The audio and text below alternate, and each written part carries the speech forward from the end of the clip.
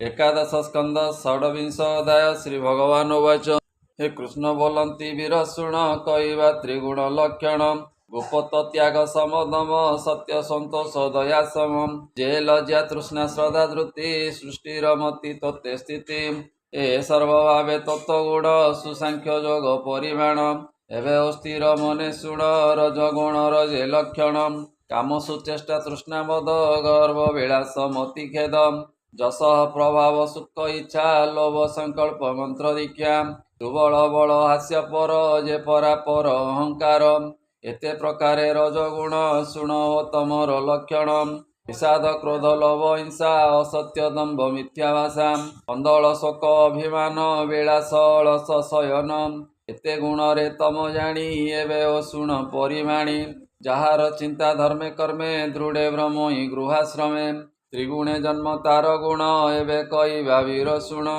जहार सम दम दया सुशांति अंतरे निर्माया तत्वजुत बोली जान बुझीब एते अनुमान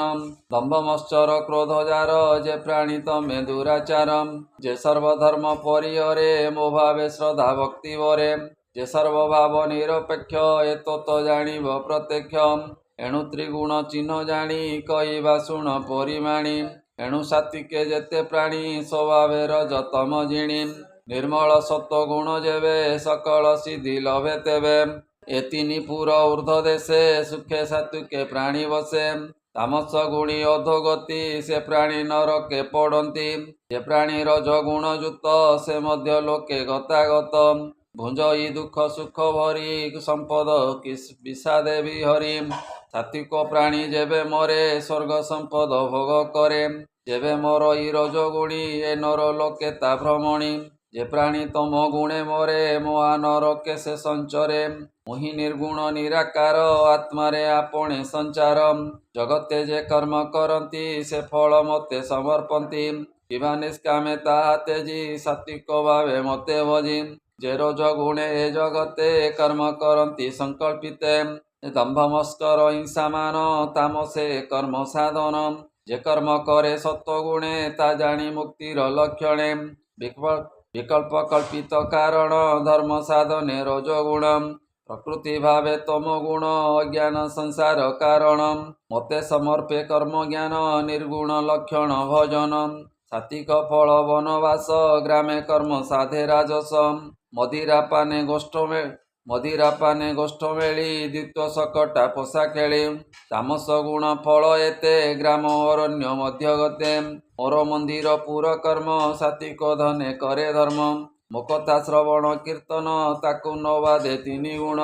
सात्विक कर्ता कर्म भाग जे मते करे फल त्याग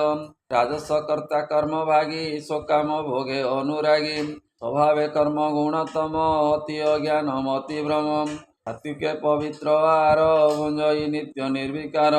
इंद्रिय तुष्टि हेतु रस अपत्य भुंजई राजसम सकल गुणहीन होई दुख दूरित थाए जई दुर्गंधहीन आचरण तामस भोजन लक्षण जे शुद्ध देश काल कर्म त्रिगुण स्वभाव ए धर्म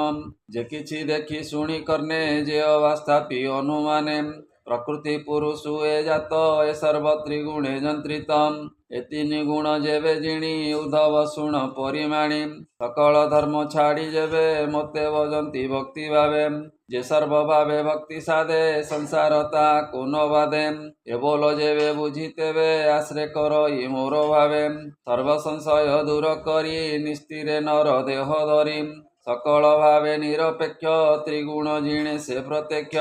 निश्चल पूर्ण ब्रह्मे मिशे किंचित भव भय नाशे बोलई दास जगन्नाथ भाषा प्रबंधे भागवतम उद्धव बोध एकादश निरते प्राणी एथे रसम इति श्रीमद्भागवते महापुराणे परमहंस्यां सहितां 82 एकादश स्कंदे त्रिगुण लक्षण कथनम नाम षड्विंशोऽध्यायः। बोल आनंदे कवार हरि हरि बोल।